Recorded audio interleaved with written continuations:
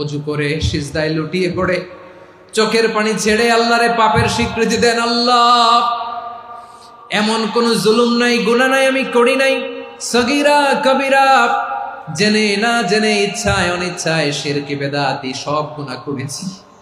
আল্লাহ, আকাশের নিচে জমিনের উপরে আমার চেয়ে বড় গুনাহগার আর কেউ নাই।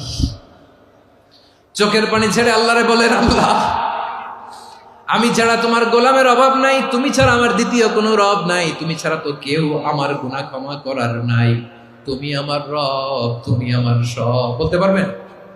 এই স্বীকৃতিটা দেখতে আল্লাহ বড্ড ভালোবাসেন, কারণ আমরা সবাই গুনাহগার। আমরা সবাই কি?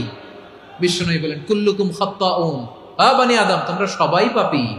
সবাই কি? সবাই পাপী। আমরা সবাই পাপী। আপন পাপের বাটখারা দিয়ে অন্যের পাপ মাপি। আমরা যে পাপী এটা ভাবতে মনে চায় না কারো, খালি অন্যের পাপ দেখি আমরা, এটা ভুল। ওর এই পাপ, ও পাপী, ও জালেম, ও জাহান্নামী, এরকম একটা টেন্ডেন্সি। আমার যে কি হালাত এটার খেয়াল নাই। খেয়াল করতে হবে যে আমি সবচেয়ে বড় পাপী, ঠিক কিনা বলেন?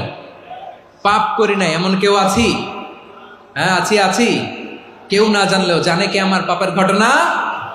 পৃথিবী না জানুক আমি তো জানি, আমি কি পাপ করেছি হায়।